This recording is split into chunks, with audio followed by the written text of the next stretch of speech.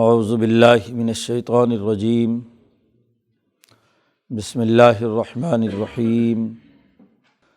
منہا خلقناکم وفیہا نعیدکم ومنہا نخرجکم تارۃ اخری وَلَقَدْ أَرَيْنَاهُ آيَاتِنَا كُلَّهَا فَكَذَّبَ وَأَبَىٰ قَالَ أَجِئْتَنَا لِتُخْرِجَنَا مِنْ أَرْضِنَا بِسِحْرِكَ يَا مُوسَىٰ فَلَنَأْتِيَنَّكَ بِسِحْرٍ مِثْلِهِ فَاجْعَلْ بَيْنَنَا وَبَيْنَكَ مَوْعِدًا لَا نُخْلِفُهُ نَحْنُ وَلَا أَنْتَ مَكَانًا سُوًى قَالَ مَوْعِدُكُمْ يَوْمُ الزِّينَةِ وَأَن يُحْشَرَ النَّاسُ ضُحًى فَتَوَلَّىٰ فِرْعَوْنُ فَجَمَعَ كَيْدَهُ ثُمَّ أَتَىٰ قَالَ لَهُم مُوسَىٰ وَيْلَكُمْ لَا تَفْتَرُوا عَلَى اللَّهِ كَذِبًا فَيُسْحِتَكُم بِعَذَابٍ وَقَدْ خَابَ مَنِ افْتَرَىٰ فَتَنَازَعُوا أَمْرَهُم بَيْنَهُمْ وَأَسَرُّوا النَّجْوَىٰ قالوا ان هذان لساحران يريدان ان يخرجاكم من ارضكم بسحرهما ويذهبا بطريقتكم المثلى فاجمعوا كيدكم ثم ائتوا صفا وقد افلح اليوم من استعلى قالوا يا موسى اما ان تلقي واما ان نكون اول من القى قال بل القوا فاذا حبالهم وعصيهم يخيل اليه من سحرهم انها تسعى فاوجس في نفسه خيفة موسى قلنا لا تخف انك انت الاعلى والق ما في يمينك تلقف ما صنعوا انما صنعوا كيد ساحر ولا يفلح الساحر حيث أتى فألقي السحرة سجدا قالوا آمنا برب هارون وموسى قال آمنتم له قبل أن آذن لكم إنه لكبيركم الذي علمكم السحر فلأقطعن أيديكم وأرجلكم من خلاف وَلَأُصَلِّبَنَّكُمْ فِي جُذُوعِ النَّخْلِ وَلَتَعْلَمُنَّ أَيُّنَا أَشَدُّ عَذَابًا وَأَبْقَىٰ قَالُوا لَن نُؤْثِرَكَ عَلَىٰ مَا جَاءَنَا مِنَ الْبَيِّنَاتِ وَالَّذِي فَطَرَنَا فَاقْضِ مَا أَنتَ قَاضٍ إِنَّمَا تَقْضِي هَٰذِهِ الْحَيَاةَ الدُّنْيَا إِنَّا آمَنَّا بِرَبِّنَا لِيَغْفِرَ لَنَا خَطَايَانَا وَمَا أَكْرَهْتَنَا عَلَيْهِ مِنَ السِّحْرِ وَاللَّهُ خَيْرٌ وَأَبْقَىٰ إِنَّهُ مَن يَأْتِ رَبَّهُ مُجْرِمًا فَإِنَّ لَهُ جَهَنَّمَ لَا يَمُوتُ فِيهَا وَلَا يَحْيَىٰ وَمَن يَأْتِهِ مُؤْمِنًا قَدْ عَمِلَ الصَّالِحَاتِ فَأُولَٰئِكَ لَهُمُ الدَّرَجَاتُ الْعُلَىٰ جنات عدن تجری من تحتها الانہار خالدین فیہا وذالک جزاء من تزکی صدق اللہ العظیم۔ یہ سورۃ طٰہٰ کا رکوع ہے۔ پیچھے بات چل رہی ہے موسیٰ علیہ السلام کے واقعے کی، فرعون سے جو مکالمہ موسیٰ علیہ السلام کا ہو رہا ہے اس کی تفصیلات جاری ہیں۔ اللہ نے جب موسیٰ علیہ السلام اور ہارون کو حکم دیا کہ اذهبا الی فرعون انہ طغیٰ، دونوں جاؤ فرعون کی طرف کہ اس نے بڑی سرکشی کی ہے، اور جا کر اسے دعوت دینا، نرمی سے بات کرنا، اور اسے کہنا کہ بنی اسرائیل کو غلامی سے آزادی دے، فارسل معنا بنی اسرائیل، اور اپنا تعارف کرانا کہ ہم تیرے رب کے رسول ہیں۔ تو اس نے پوچھا کون رب؟ مر ربکما یا موسیٰ، کون ہے تمہارا رب؟ وہ تو خود دعوے دار تھا کہ انا ربکم الاعلیٰ، کہ میں ہی سب سے بڑا رب ہوں، تو مجھ سے بڑا اور کون رب ہو سکتا ہے؟ تو رب کا تعارف پیچھے موسیٰ علیہ السلام نے کرایا ہے کہ رب کون ہے۔ تمہیں پیدا کیا، تمہیں راستہ اور ہدایت دی، عقل و شعور دی۔ رب وہ ہے جس نے تمہارے لیے زمین کو بچھونا بنایا، راستے بنائے، پانی برسایا، اور زمین میں سے فضلیں اور پھل فروٹ تمہارے لیے نکالے۔ اس کا تذکرہ گزشتہ رکوع میں تھا، اور یہ کہا گیا کہ کلوا ورعوا انعامکم، کھاؤ پیو اور اپنے جانوروں کو چراؤ۔ اس میں بڑی نشانیاں ہیں عقل مند لوگوں کے لیے۔ یہاں تک تو دنیا کا معاملہ تھا۔ اس کے بعد منہا خلقناکم، اللہ پاک نے فرمایا، اللہ کا حکم ہے، موسیٰ علیہ السلام نے یہ بات فرعون کے سامنے رکھی کہ منہا خلقناکم، اسی زمین سے ہم نے تمہیں پیدا کیا ہے، اور وفیہا نعیدکم، اور اسی زمین میں دوبارہ تمہیں لوٹایا جائے گا۔ موت آئے گی اور اسی مٹی میں ملو گے تم۔ ومنہا نخرجکم، اور اسی مٹی سے تمہیں دوبارہ اٹھایا جائے گا تارۃ اخری۔ 3 جملوں میں 3 باتیں کہیں کہ مٹی سے تمہیں پیدا کیا تھا، تمہارے باپ کو بھی اور تمہیں بھی۔ تمہارے ماں باپ جو غذائیں کھاتے ہیں وہ اسی زمین سے اگتی ہیں، اسی سے تمہارا نطفہ بنا، اسی سے تمہاری پیدائش ہوئی، اور موت کے بعد دوبارہ اسی کے اندر تمہیں ملنا ہے، اور پھر اس قبر سے پھر دوبارہ ہم نے تمہیں اٹھانا ہے۔ نخرجکم تارۃ اخری۔ یہ آیت مبارکہ مردے کو دفن کرتے وقت اسی لیے پڑھتے ہیں کہ اس مردے کو یہ یاد دہانی کرانی ہے، بلکہ اس قبر پر مٹی ڈالنے والا ہر آدمی اس کو یہ احساس اور ادراک ہو کہ اللہ نے ہمیں اسی مٹی سے پیدا کیا اور اسی میں جانا ہے ہم نے،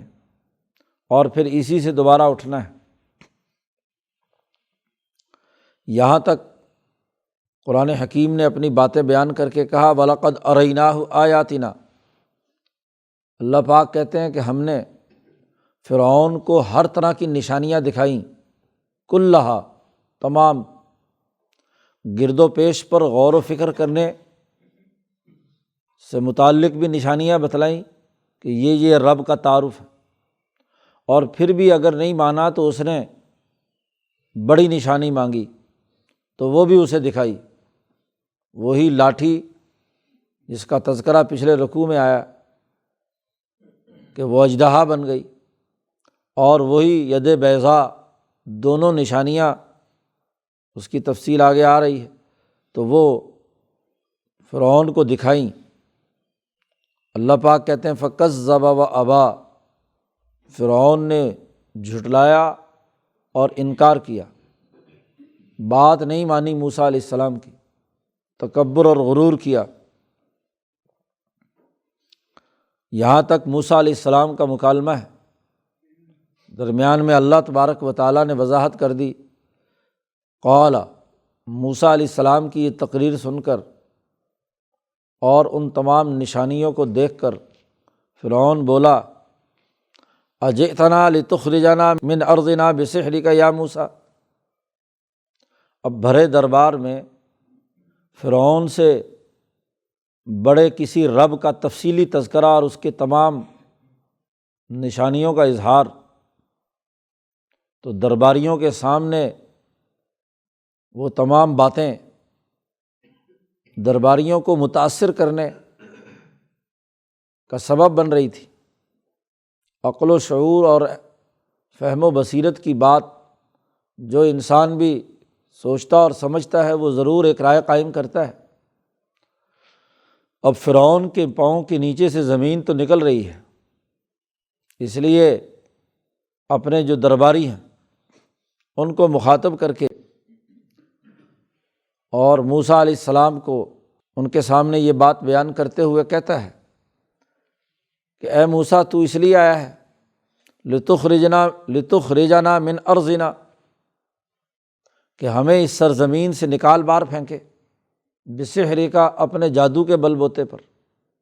یہ جو تو نے نشانیاں دکھائی ہیں یہ تو جادو ہے، اپنے لوگوں کو متاثر کرنے کے لیے کہ یہ قبطی اور فرعونی جو نسل کے لوگ ہیں، یہ جو بنی اسرائیل کی آزادی کی بات کر رہے ہیں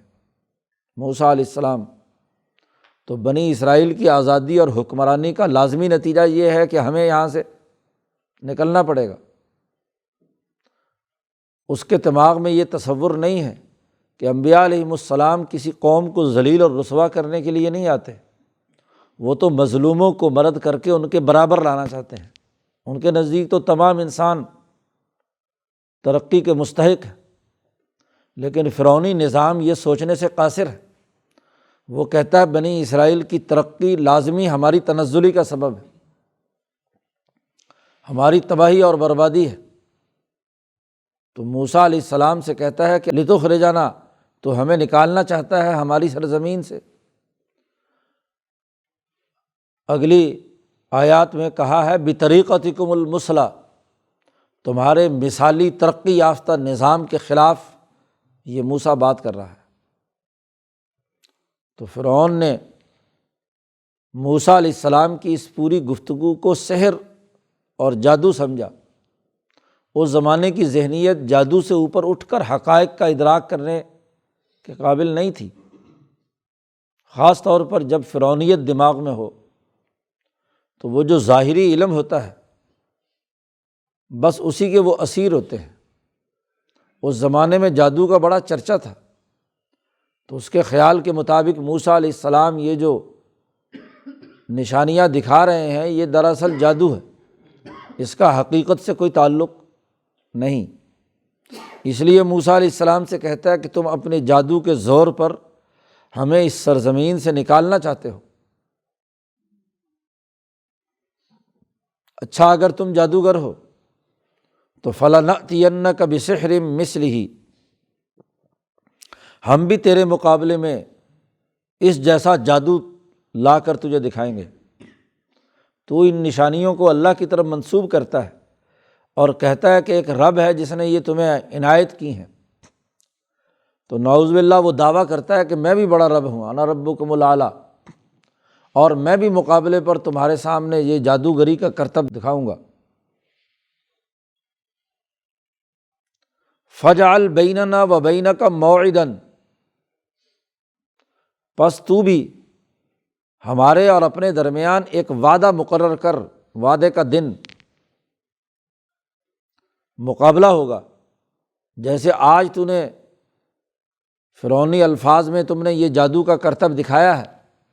تو ہمیں بھی ایک موقع ہونا چاہیے کہ سب لوگ جمع ہو اور وہاں ہم بھی اپنی جادوگری کا کرتب تمہارے مقابلے پر دکھائیں۔ یہ فرعون کی شکست خوردگی کی پہلی علامت ہے۔ فرعون جس کی حکمرانی میں کسی کو بولنے کی اجازت نہیں ہے، وہاں موسیٰ علیہ السلام اور ہارون پہنچتے ہیں اور مقابلے کی دعوت دیتے ہیں، ایک واضح پروگرام بتلاتے ہیں،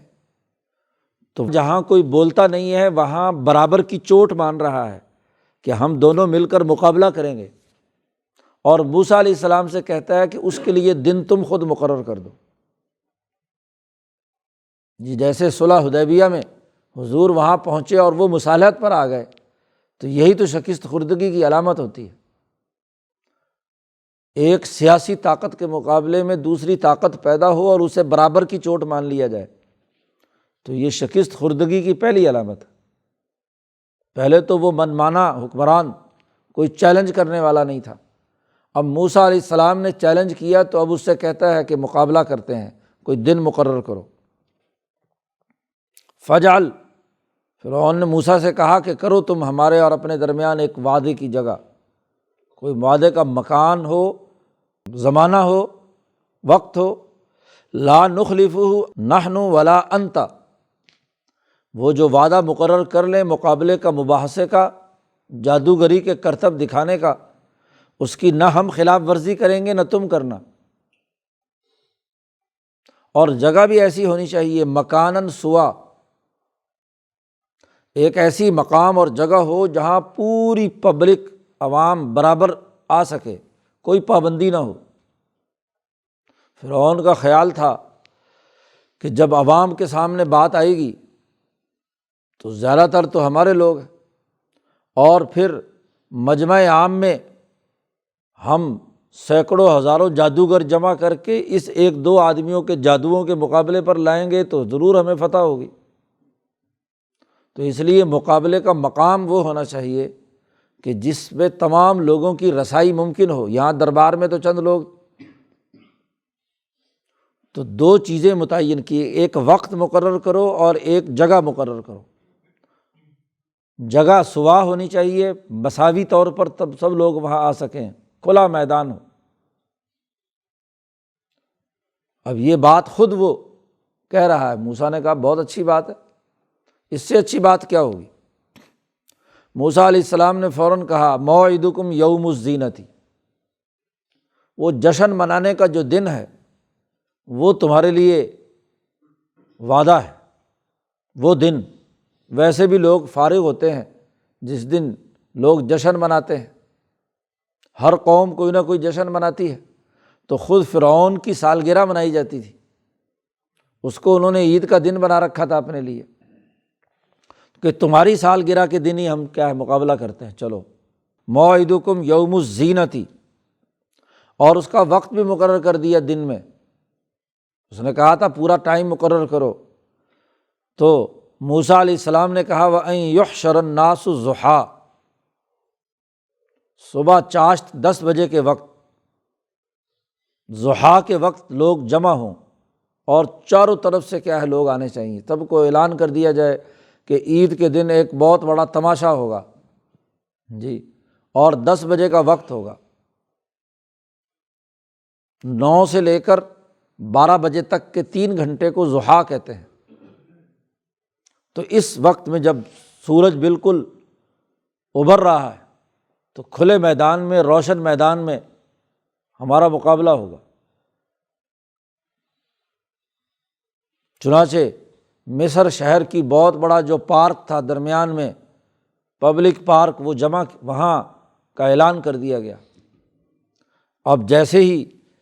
یہ وعدہ طے ہو گیا تو قرآن کہتا ہے فتولیٰ فرعون، دربار برخاست، اور فرعون پیچھے جا کر مشوروں میں لگ گیا، فجمع کیدہ،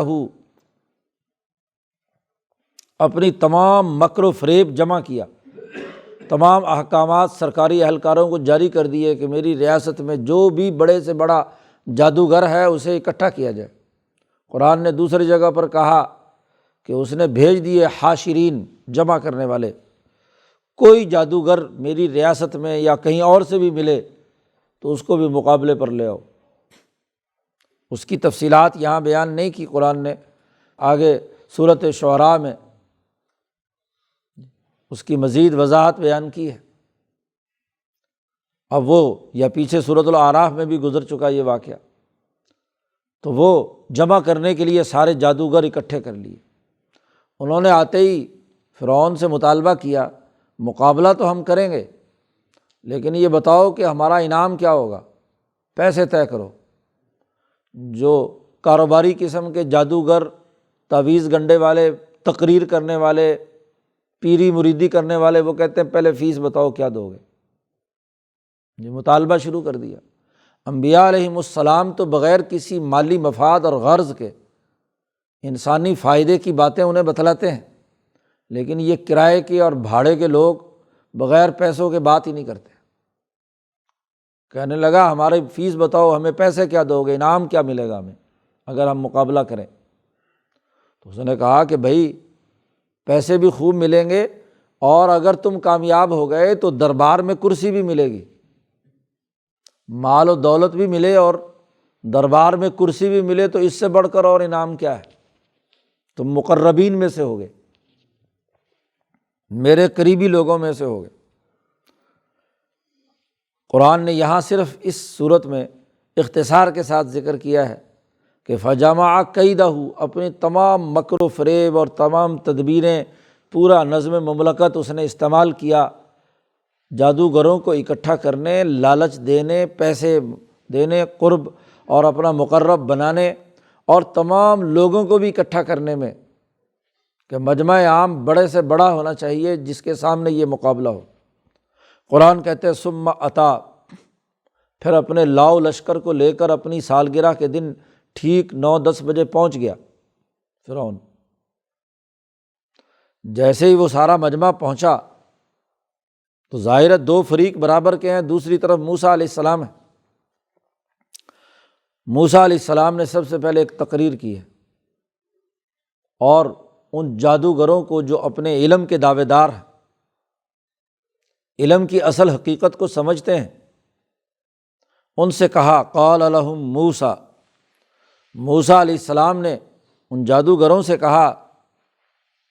ویلکم لا تفتروا علی اللہ کذبا، تمہارے لیے ہلاکت اور تباہی ہو،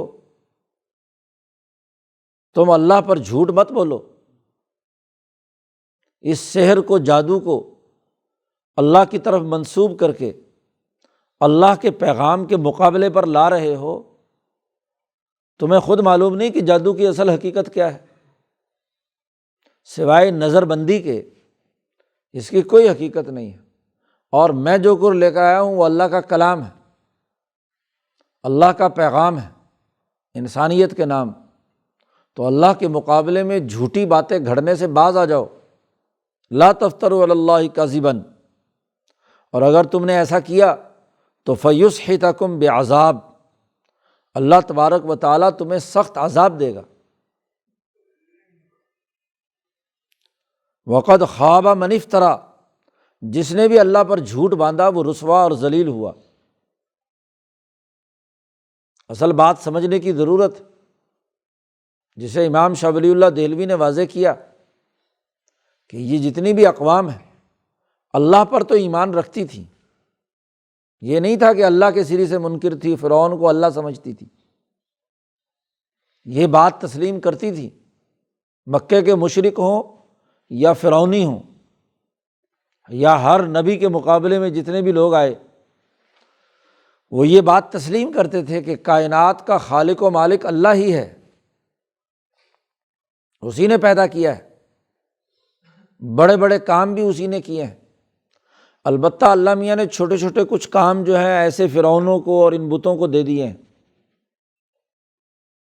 سسٹم میں وہ منکر تھے کہ اس وقت نظام اللہ خود نہیں چلا رہا، بنا کر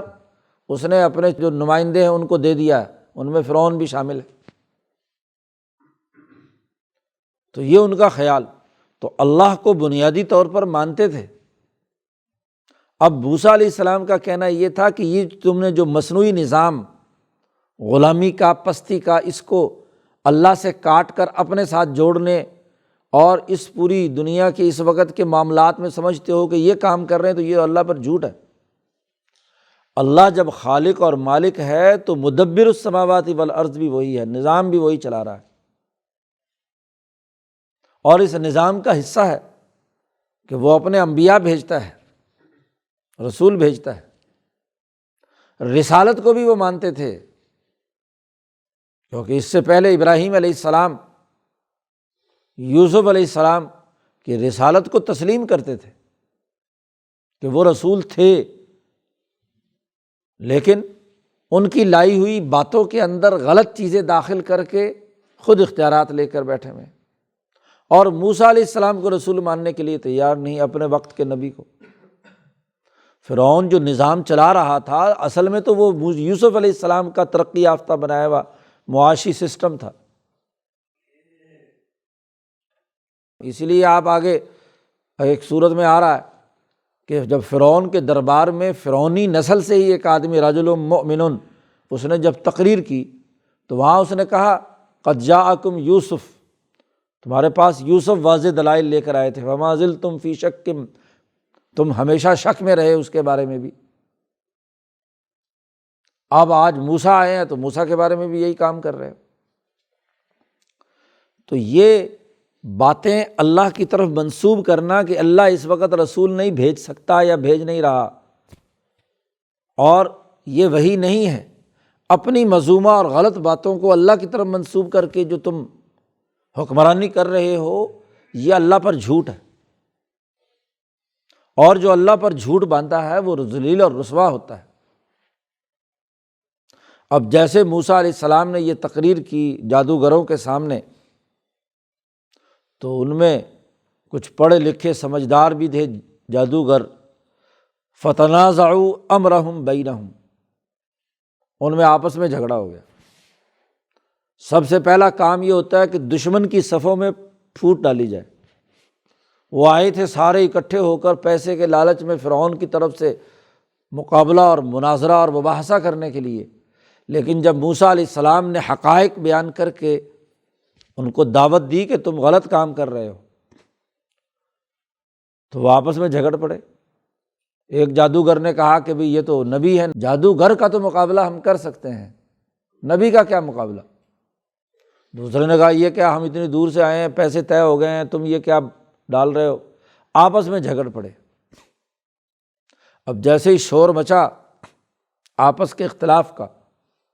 تو فرعون نے کہا سب کے سامنے تو نہ شور مچاؤ، اندر جا کے بات کر لو۔ یہاں سب کے سامنے آپس میں ہی مذہبی لوگ لڑنے لگ جائیں، ان کا مذہب جادوئی تھا نا،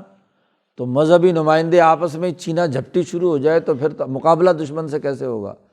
قرآن کہتا وہ اسر النجویٰ، چھپ کر مشورہ کیا، اندر لے گیا انہیں، کہتا بھی ہاں بھی بتاؤ مسئلہ کیا ہے؟ انہوں نے کہا بھی اصل بات تو یہی ہے کہ یہ جادو وادو نہیں لگتا، یہ تو کوئی نبی ہیں تو ہمیں مقابلہ۔ لیکن فرعون نے کہا کہ تمہیں میں نے اتنے پیسے خرچ کر کے دور دراز سے بلایا ہے، ہاں جی اتنا تمہارے مہمانی پہ خرچ ہو گیا، اب تم مقابلہ نہیں کرتے، میں نے تو چیلنج کیا ہوا ہے۔ اب فرعون کے دباؤ پر وہ بیچارے مجبور ہو گئے کہ چلو ٹھیک ہے مقابلہ کرنا چاہیے، تو خفیہ مشورہ کر کے آئے۔ قالوا ان ھذان لساحران یریدان ان یخرجاکم من ارضکم بسحرہما۔ اب باقی جتنے چھوٹے چھوٹے جادوگر تھے اور عوام تھی، ان تمام کے سامنے اس کے علاوہ اور کوئی بات نہیں تھی، بلکہ ان جادوگروں سے بھی فرعون نے کہا کہ دیکھو اگر تم ان کا مقابلہ نہیں کرو گے تو یہ تمہارے سے بڑے جادوگر ہیں، ان کی گڈی چڑھ جائے گی اور تمہارا جو علم و فن ہے تمہارے پاس کوئی جادو کرانے کے لیے آئے گا ہی نہیں، تو تمہاری روٹی روزی بند ہو جائے گی۔ اس لیے اس صحیح علم والے کو راستے سے ہٹاؤ، اس کو شکست دو تاکہ ہم تمہارا کھانا پینا روٹی روزی چلتی رہے۔ تو جب زوال آتا ہے سوسائٹی پر تو وہاں کا مذہبی طبقہ بھی اسی طرح کے امراض میں مبتلا ہو جاتا ہے، وہ مادی لالچ اور معاشی چکر کے اندر حق بات کو قبول کرنے کے لیے تیار نہیں ہوتا۔ کہنے لگے ان ھذان لساحران، یہ دو جادوگر ہیں، یریدان ان یخرجاکم، ان دونوں کا ارادہ ہے تمہیں تمہاری زمین سے نکال دیں، بسحرہما، اپنے جادو کے بل بوتے پر، اور وَيَذْهَبَا بِطَرِيقَتِكُمُ الْمُثْلَىٰ، تمہارا جو اچھا نظام، مثالی نظام چل رہا ہے یہ اس کو ختم کرنا چاہتے ہیں۔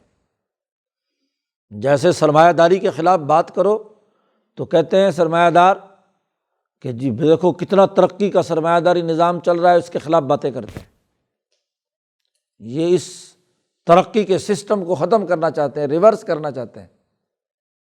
تو جھوٹا پراپیگنڈا، انبیاء آتے ہیں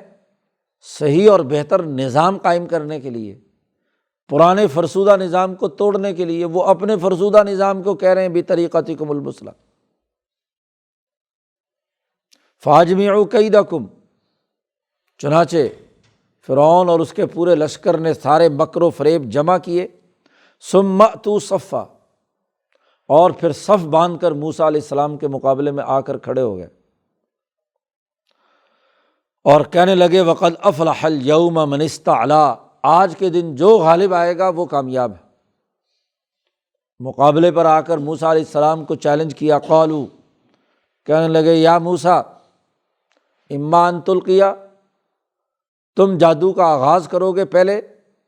و اما ان نکون اول من القیٰ، یا ہم اپنی جادوگری کے کرتب پہلے دکھائیں، کسی نہ کسی نے تو آغاز کرنا ہے۔ تو موسیٰ علیہ السلام کو چیلنج دیا کہ بھائی آپ کرنا چاہتے ہیں یا ہم کریں؟ موسیٰ علیہ السلام نے کہا کہ نہیں، تم ہی کرو پہلے۔ قال بل القوا، دشمن کو جو کچھ کرنا چاہتا ہے کرنے کی دعوت دینا، تاکہ پتہ تو چلے کہ وہ کتنے پانی میں ہے اور اس کا کیا توڑ کیا جا سکتا ہے۔ تو موسیٰ علیہ السلام نے کہا بل القوا، اب انہوں نے رسیاں اور لاٹھیاں پھینکی، فَإِذَا حِبَالُهُمْ وَعِصِيُّهُمْ يُخَيَّلُ إِلَيْهِ مِنْ سِحْرِهِمْ أَنَّهَا تَسْعَىٰ، لوگوں کے خیال میں اپنے جادو سے یہ تصور پیدا کیا، نظر بندی کی کہ وہ دوڑ رہی ہیں۔ اب کھلا میدان جہاں جادو کا کرتب دکھانا تھا، وہاں لاٹھیاں پھینکی، رسیاں پھینکی، جیسے ہی پھینکی تو وہ سانپ بن کر وہاں دوڑتی پھر رہی ہیں، انہا تسعیٰ۔ قرآن نے کہا یخیلو، خیالی طور پر دماغ میں، حقیقت تو وہ رسی اور لاٹھی ہی ہے، لیکن خیال میں لوگوں کے یہ آ رہا ہے کہ بڑی سانپ بچھو اور رسیاں پھر رہی ہیں، انہا تسعیٰ۔ جب ہر جادوگر نے اپنا اپنا جادو کا وہاں نظام ڈالا اور پورے میدان میں سانپ ہی سانپ بکھر رہے ہیں، تو قرآن کہتا فَأَوْجَسَ فِي نَفْسِهِ خِیفَةً مُوسیٰ، یہاں تک معاملہ ہو گیا کہ موسیٰ علیہ السلام کے دل میں بھی اس کو دیکھ کر ایک خوف پیدا ہوا، اور خوف یہ تھا کہ اتنا بڑا مجمع ہے اور اتنا بہت زیادہ سانپوں کا جال انہوں نے یہاں بچھا دیا ہے، جو تبھی خوف ہوتا ہے انسان کا، ہر انسان کا۔ موسیٰ علیہ السلام کے دل میں یہ خیال، یہ خوف گزرا۔ او جیسا وسوسے کو کہتے ہیں، وسوسے سے بھی بلکہ ایک بہت ہی کم تر درجے کا، انسان کے قلب میں کسی کام سے متعلق پہلے ایک خیال آتا ہے، پھر دوسرا، پھر تیسرا، اور پھر آخر میں ارادہ بنتا ہے۔ ارادے تک بننے کے مختلف جو مراحل ہیں خیالات کے، جذبات کے، عربی زبان نے ہر ایک کے لیے الگ سے لفظ وضع کیا ہے۔ ارادے کے لیے لفظ ہے عزم کا، ارادے کا پختگی۔ اس سے پہلے یہ اوجسا کا لفظ ہے، اسی طرح کیا نام ہے وسوسے کا لفظ ہے، اسی طرح خاطر کا لفظ ہے، ہمس کا لفظ ہے، 5-6 مراتب ہیں۔ تو جو سب سے پہلے خیال معمولی سا ہلکا سا جھونکا آتا ہے، جس کا براہ راست آپ کے وجود پر کوئی اثر نہیں ہوتا، وہ اوجسا کا لفظ ہے۔ تو پھر اپنے دل میں خیال، ایک ڈر کا خیال جو ہے موسیٰ علیہ السلام کے دل میں پیدا ہوا 2 وجہ سے۔ ایک تو یہ کہ یہ مجمع عام ہے، تو اگر میرے پاس جو سانپ یا لاٹھی ہے جی تو وہ ایک ہے، اور ان کے پاس ہزاروں لاکھوں انہوں نے یہاں تماشا دکھایا ہے، تو یہ ان تمام پر قابو پا سکتا ہے یا نہیں؟ اور اگر خدا نہ خواستہ نہ پایا تو یہ عوام گمراہ ہوں گے اور یہ دین سے بیزار ہو جائیں گے۔ یہ خوف ہے۔ یہ خوف موسیٰ علیہ السلام پر طاری ہوا تو قلنا، اللہ کہتے ہیں ہم نے کہا موسیٰ لا تخف، مت ڈرو۔ مقابلے کے وقت میں ڈرنے کا خیال لانا یہ کمزوری کی علامت ہے۔ وہاں تو تمہیں ہر حال میں خوف سے بالاتر ہو کر پرعزم طریقے سے مقابلے پر آنا ہے۔ لا تخف انک انت الاعلی، گھبراؤ مت، تمہیں ہی غالب آنا ہے۔ اور اللہ نے حکم دیا کہ القی ما فی یمینک، تیرے ہاتھ میں یہ جو لاٹھی دانے ہاتھ میں ہے اسے ڈال ذرا، حکم دیا۔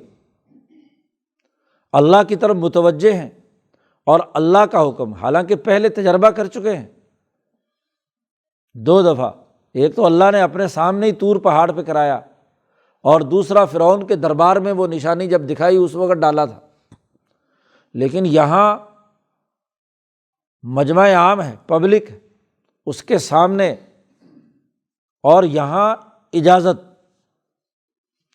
ایک ہوتا ہے کسی کام کو تکبر اور غرور سے کرنا کہ ہر حال میں یہ ہوگا، اور ایک ہے اللہ کے سامنے ڈر اور خوف سے، اللہ سے مدد مانگ کر کرنا۔ تو یہاں بھی موسیٰ علیہ السلام کا یہ ڈر اللہ کے ساتھ متوجہ ہونے، اور جب اللہ پر متوجہ ہو کر اللہ نے حکم دے دیا، ظاہر ہے اللہ کے نمائندے ہیں، وَاصْطَنَعْتُكَ لِنَفْسِي، تجھے میں نے اپنے لیے بنا لیا ہے۔ تو جو کسی کا سپاہی یا اعلی کار ہو، وہ اس کے آخری آرڈر کا انتظار میں ہوتا ہے، گو ہیڈ ملے گا تو کام شروع کریں گے۔ وہاں موسیٰ علیہ السلام گویا کہ اللہ کی طرف متوجہ ہے، اللہ نے کہا اب ڈالو اپنی لاٹھی، تلقف ما صنعوا، یہ نگل جائے گا جو کچھ انہوں نے جادو کی کیا ہے، جتنی لاٹھیاں اور جتنے انہوں نے رسیاں ڈالی ہوئی ہیں، یہ عصا نگل جائے گا۔ انما صنعوا کید ساحر، انہوں نے تو جادوگری کا مکر و فریب کیا ہے، یہ ان کا بنایا ہوا فریب ہے، دھوکہ ہے، نظر بندی ہے، اس کی کوئی حقیقت نہیں۔ اور ولا یفلح الساحر حیث اتی، جادوگر جب بھی جادوگری کا کرتب دکھاتا ہے تو وہ کبھی کامیاب نہیں ہوتا، کیونکہ اس کی حقیقت نہیں ہوتی، اس کا حقائق سے کوئی تعلق نہیں، محض نظر بندی کی بنیاد پر وہ اس طرح کے طریقے اختیار کرتا ہے۔ یہاں پھر قرآن نے اختصار سے کام لیا، دوسری جگہ سورۃ اعراف میں گزر چکا کہ جیسے انہوں نے جادوگری کے وہ تمام کرتب دکھائے تو موسیٰ علیہ السلام نے اپنا عصا ڈالا تو وہ ثعبان مبین، ایک بہت بڑا اژدہے کی شکل اختیار کر گیا، اور اس نے اس پورے میدان میں چکر لگا کر جتنے سانپ، رسیاں، بچھو، لکڑیاں، لاٹیاں، سب تلقف نکل گیا، صفایا ہو گیا۔ اب صفایا کرنے کے بعد اس نے رخ کیا، جو فرعونی اور وہ درباری وہاں پر موجود ہیں، درباری وہاں موجود ہیں، وہاں پہنچا، اور وہاں پہنچ کر اس نے جو منہ کھول کر فرعون کو لقمہ بنانے کی کوشش کی، تو اس وقت ضروری نہیں تھا کہ فرعون کو ابھی سے سزا دی جائے، موسیٰ علیہ السلام نے فوراً اسے اٹھا لیا اور وہ لاٹھی بن گئی دوبارہ۔ آدمی کے سامنے سانپ یا شیر ایک دم آ کر کھڑا ہو تو پسینہ چھوٹ گیا، وہ جو رہی صحیح خدائی تھی فرعون کی وہ بھی گئی جی۔ اب سب چیزیں جب ختم تو اب جادوگر جو علم رکھنے والے تھے وہ سمجھ گئے کہ یہ ہمارا علم حقیقی نہیں، یہ حقیقی بات، یہ اللہ کی طرف سے نشانی ہے، اور یہ نبی کے بغیر کوئی آدمی یہ دکھا نہیں سکتا۔ تو موسیٰ علیہ السلام نبی ہیں، اللہ کے پیغمبر ہیں، اور اللہ کی مخالفت کرنا یہ درست بات نہیں ہے۔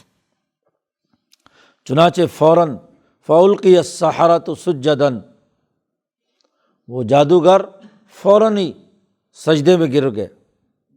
ہونا تو یہ بھی چاہیے تھا کہ وہ فرعون جو چیلنج کر رہا تھا شکست کھا گیا تو اسے بھی تو سر جھکانا چاہیے تھا، لیکن جیسے ہی موسیٰ نے لاٹھی پکڑی اور اس کا خوف دور ہوا تو پھر بھی تکبر اور غرور کی انتہا ہے کہ بات کو ماننے کے لیے تیار نہیں ہے۔ لیکن وہ جادوگر سب کے سب وہ سجدے میں گر پڑے، قالوا، کہنے لگے، آمنا برب ہارون و موسیٰ، ہم ایمان لائے اب ہارون اور موسیٰ کے رب پر۔ اب فرعون چاہیے تو کھا تھا کہ خود بات سمجھتا، لیکن قالا، جادوگروں سے کہتا ہے، آمنتم بہ قبل ان آذن لکم، تم اس پر ایمان لے آئے میری اجازت کے بغیر، پیسے میں نے دیے، کھانے روٹی پانی کا میں نے بندوبست کیا، پہلے سے لفافے تمہاری جیب میں نے ڈالے، اب یہاں آ کر تم کیا ہے، نہ صرف شکست کھائی بلکہ تم اس کے ساتھ مل گئے، میری اجازت کے بغیر اس پر ایمان لے آئے۔ اصل بات یہ ہے، بات سمجھنے کے بجائے جب آدمی تکبر اور غرور کی حالت میں ہو تو الٹا سمجھتا ہے۔ کہنے لگا، انہ لکبیرکم الذی علمکم السحر، یہ موسیٰ تمہارا بڑا جادوگر ہے، اسی نے تمہیں جادو سکھایا ہے، تم سب ایک ہو، ویسے ہی ڈرامہ کرنے کے لیے یہاں آ گئے، تم سب ایک ہو، اس لیے میری اجازت کے بغیر تم نے خلاف ورزی کی ہے، ایمان لائے ہو تو فلا اقطعن ایدیکم وارجلکم، تمہارے ہاتھ اور پاؤں خلاف سے کاٹوں گا، دایاں ہاتھ اور بایاں پاؤں، یا بایاں ہاتھ اور دایاں پاؤں، اور نہ صرف یہ سزا ہوگی بلکہ ولا اصلبنکم فی جذوع النخل، اور تمہیں سولی چڑھاؤں گا کھجور کے تنوں پر، اور تم جان لو گے ولا تعلمن اینا اشد عذابا وابقی، کہ ہم میں سے کون زیادہ عذاب دینے والا ہے اور کون زیادہ دیر تک باقی رہنے والا ہے۔ موسیٰ کا رب زیادہ عذاب دینے والا ہے یا میں، اور موسیٰ کا رب باقی رہنے والا ہے یا میری بقا ہے؟ تکبر اور غرور کی انتہا پر پہنچ گیا،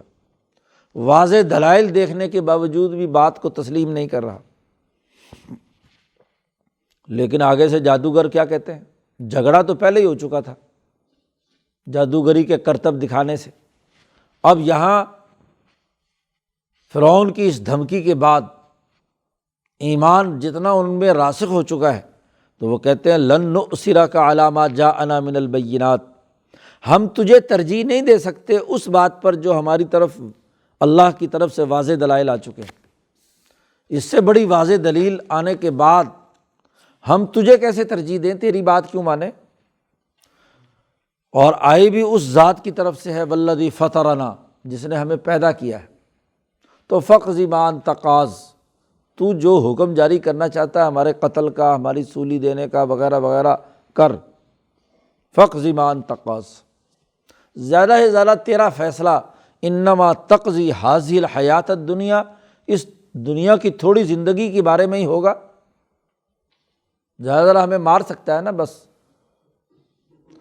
ہم اپنا ایمان نہیں چھوڑیں گے، انا آمنا بربنا، ہم تو ایمان لائے اپنے رب پر، لیغفر لنا خطایانا، تاکہ وہ ہمارے گناہوں کو معاف کر دے، اور خاص طور پر وہ گناہ جو تو نے جبر سے ہم سے کروایا، وما اکرہتنا علیہ من السحر، زبردستی تو نے ہم سے جو جادو کروایا نبی کے مقابلے پر، اس پر خاص طور پر ہم اللہ سے معافی مانگتے ہیں۔ وہ تو کرنا نہیں چاہتے تھے،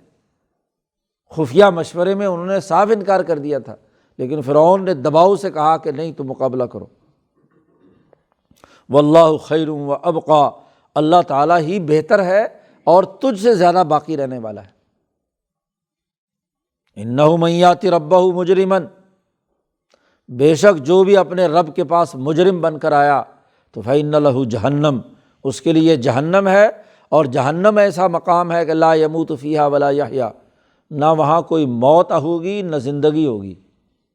موت و حیات کی کشمکش میں مبتلا رہیں گے۔ ومن یأتہ مؤمنا، اور جو اللہ کے سامنے ایمان کی حالت میں آیا اور اس نے اچھے عمل کیے، فاولئک لہم الدرجات العلیٰ، ان کے لیے بلند درجات ہیں، ہمیشہ ہمیشہ کی جنات باغات ہیں جن کے نیچے نہریں جاری ہیں، خالدین فیہا، ہمیشہ ہمیشہ اس میں وہ رہیں گے، وذالک جزاء من تزکیٰ، اور یہ جزا اور انعام ہے ان لوگوں کا جنہوں نے اپنی روحوں کو پاک کر لیا، تزکیہ کر لیا، جو صرف اور صرف اللہ کی رضا کے لیے کام کرتے رہے، ان کے لیے یہ انعام ہے۔ اب اس پورے ماحول میں فرعون کو شکست ہوتی ہے، بلکہ اس کا جو پورا لاؤ لشکر آتا ہے وہ بھی مسلمان ہو کر موسیٰ علیہ السلام کی جماعت میں شامل ہو جاتا ہے، اور عوام کے سامنے بھی فرعون ذلیل اور رسوا ہوا۔ اب سوائے اس کے چند مخصوص مفاد پرست ٹولے کے، باقی تمام لوگ موسیٰ علیہ السلام کی حقانیت کو تسلیم کر رہے ہیں۔ اب اس کا اگلا مرحلہ اگلے رکوع سے قرآن نے بیان کیا ہے۔ اللہ تعالیٰ قرآن حکیم کو سمجھنے اور اس پر عمل کرنے کی توفیق عطا فرمائے۔ اللہم صلی